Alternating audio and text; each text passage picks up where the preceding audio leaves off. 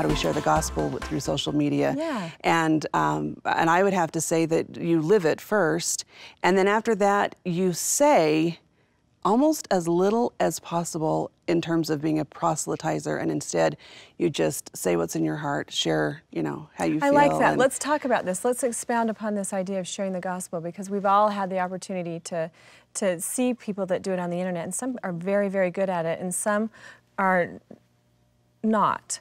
And we don't want to come across as being super pompous or overbearing or condescending either, but we also don't want to sound ridiculous or scary. And so we have to choose our words carefully. How do we do that so that we avoid those traps?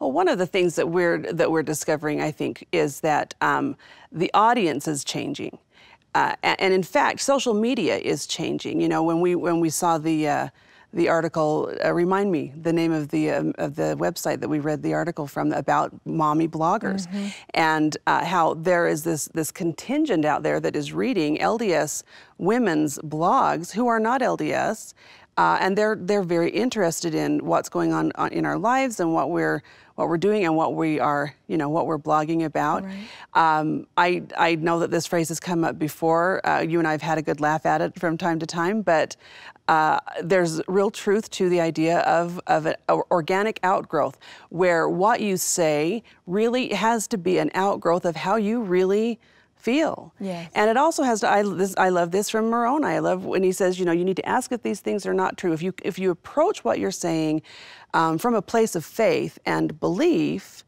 and then just be yourself, then you're close. You're close. You still, I think, have to be careful. What we also don't want to appear to be is afraid. You know, we don't want to be ashamed of the gospel of Jesus Christ. You know, we don't want to come off that way either.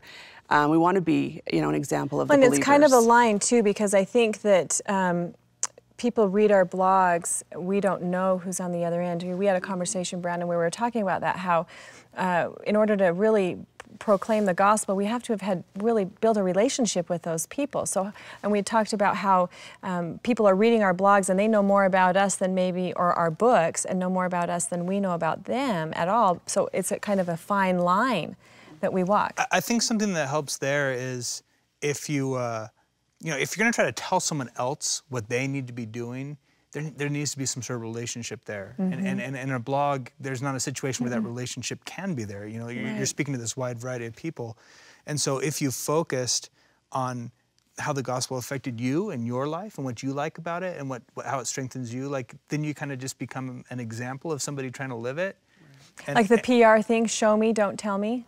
Yeah, And I think with that, it's hard to get offended if someone's saying, I like this because of this, and I like this because, you know, you're not saying you're doing something wrong or your religion's dumb, but you're just talking about what you like, you know?